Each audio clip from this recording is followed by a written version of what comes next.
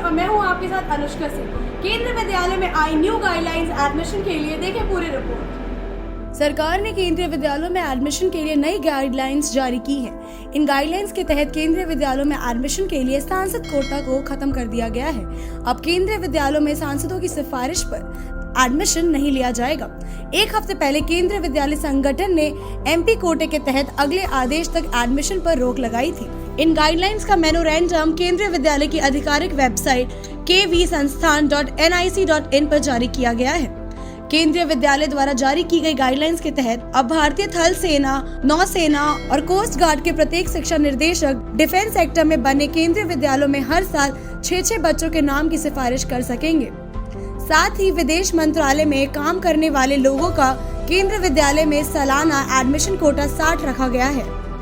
ये कोटा उन बच्चों पर लागू हो जिनके दोनों अभिभावकों में से कोई एक अभिभावक भारतीय विदेश मंत्रालय में नौकरी करता हो और उसकी पोस्टिंग विदेश में रही हो, साथ ही वो इसी साल या 1 साल पहले देश वापस लौटा हो। केंद्रीय पुलिस बल यानी CRPF, BSF, ITBP, SSB, CISF, NDRF और असम राइफल में बी या सी ग्रुप में काम करने वाले कर्मियों के बच्चे के लिए सालाना कोटा 50 रखा गया है। वहीं केंद्रीय विद्यालयों में काम करने वाले कर्मचारियों के बच्चों को साल के किसी भी समय स्कूल में बिना एंट्रेंस के एडमिशन मिल सकेगा।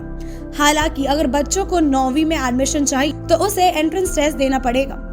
एंट्रेंस टेस्ट को पास करने के बाद ही बच्चे को एडमिशन मिलेगा। केंद्रीय विद्यालय संगठन के मुताबिक जिन केंद्रीय कर्मचारियों की नौकरी के दौरान ही मौत हो गई थी, उनके बच्चों का भी केंद्रीय विद्यालय में सीधा एडमिशन हो पाएगा। नई गाइडलाइंस के तहत उन बच्चों को भी केंद्रीय विद्यालय में एडमिशन मिलेगा जिनके माता पिता दोनों ही कोविड में गुजर गए। ऐसे अनाथ बच्चों का एडमिशन जिला अधिकारी की सिफारिश पर ही हो सकता है। बता दें, ऐसे बच्चों से कोई फीस नहीं ली जाएगी।